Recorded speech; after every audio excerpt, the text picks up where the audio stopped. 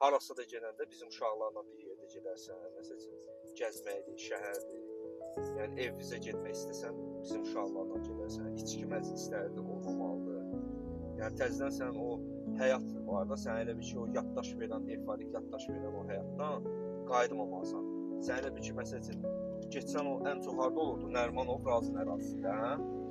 Aysa, sən həmin ərazilərə gedəndən sonra orada sənin o köhnə dostların yoxdur, dırnaq arası dostların. Həmin o dostlarını görməmə. Ola bilər ki, sən onlarla dayanarsan, söhbət edərsən. Söhbət əsnasında oradan-buradan ola bilər ki, boşlarsan, onlara təzədən gedərsən oğurluğa, təzədən gedərsən narkotik alıca. Sənə elə bir ki, hal-hazırda sən gücsüzsən. Yəni onlar güclüdür. Çünki yəni nə barədə güclüdürlər? Onlar bu pis yolun, yəni istifadəçilərdir, aktiv istifadədir. Əllərində narkotik də var, kanallar da var.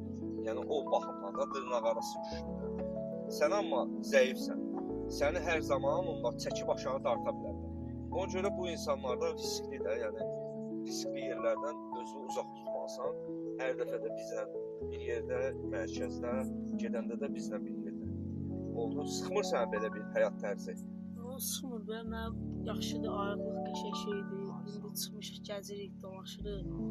Amma belə əvvəlki günlərə nisbətən aktiv istifadə olan günlərimdə çıxanda mən şəxsən bu dəqiqə gündən həss tuturam, əvvəl gündən həss tutmurdum.